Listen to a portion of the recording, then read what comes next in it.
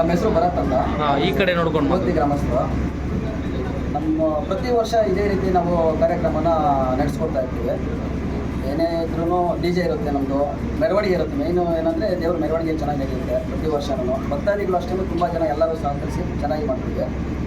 ಎಲ್ಲ ಗ್ರಾಮಸ್ಥರು ಚೆನ್ನಾಗಿ ಅನುಕೂಲ ಮಾಡ್ತಿದ್ದಾರೆ. ವರ್ಷ ಮಾಡ್ತೀರಾ? ಪ್ರತಿ ವರ್ಷ ಏನೇನು ಏನೇನು ಕಾರ್ಯಕ್ರಮಗಳಿರುತ್ತೆ ಇವತ್ತಿನ ಬೆಳಗಿನ ಕಾರ್ಯಕ್ರಮ ನಮ್ಮದು ವಿಶೇಷ ಏನಿರುತ್ತೆ?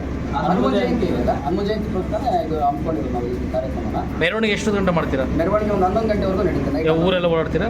ಅವರೆಲ್ಲ ಊರು ಮೆರವಣಿಗೆ ಬರುತ್ತೆ. ಅಲ್ಲಿ ಭಕ್ತಾದಿಗಳು ಅಲ್ಲೇ ಪೂಜೆ ಕೊಡ್ತಾರೆ. ಸುಮಾರು ಜನ ತುಂಬ ಜನ ಇಲ್ಲಿ ಬಂದು ಪೂಜೆ ಕೊಡ್ತಾರೆ.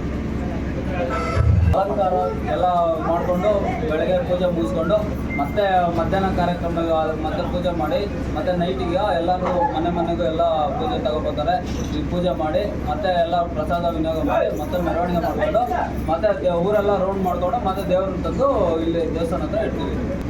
ಭರತ್ ಅಂತ ಇವರು 3 ವರ್ಷದಿಂದ ತುಂಬ ಸೂಪರಾಗಿ ಎಲ್ಲ ಒಂದೊಂದು ವರ್ಷಕ್ಕೆ ಒಂಥರ ಅಲಂಕಾರ ಮಾಡ್ತಾ ಇದ್ದಾರೆ. ಎಲ್ಲ ಊರವರೆಲ್ಲ ಸೇರಿ ಏನೋ ಅಷ್ಟು ಜನ ಕಲೆಕ್ಷನ್ ಮಾಡಿ ತುಂಬ ಚೆನ್ನಾಗಿ ಮಾಡಿಸ್ಕೊಡಿದೆ. ಇವತ್ತು ಎಲೆ ಅಲಂಕಾರ ಮಾಡಿದೆ, ತುಂಬ ಸೂಪರಾಗಿದೆ.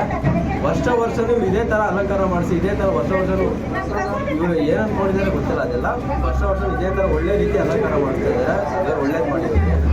ಬೆಳಗ್ಗೆ ವಾರ ಅಭಿಷೇಕ ನಡೆಯುತ್ತೆ. ವಾರ ಪ್ರತಿ ವಾರ ಶನಿವಾರ ಅಭಿಷೇಕ ನಡೆಯುತ್ತೆ.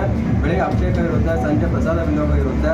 ವಾರ ನಡೀತೆ. ದೇವರು ತುಂಬ ಎಲ್ಲರೂ ನಂಬಿದ್ದಾರೆ ಈ ದೇವಸ್ಥಾನನ. ಅವ್ರು ಏನು ಅನ್ಕೊಂತಾರೆ ಅವೆಲ್ಲ ನಡೆಯುತ್ತೆ ಈ ದೇವಸ್ಥಾನದಲ್ಲಿ. ಹಳೆ ಕಾಲದ ದೇವಸ್ಥಾನ ಇದೆ. ತುಂಬ ವರ್ಷ ತುಂಬ 25-30 ವರ್ಷ ಆಗಿದೆ ಇದೇ ದೇವಸ್ಥಾನ.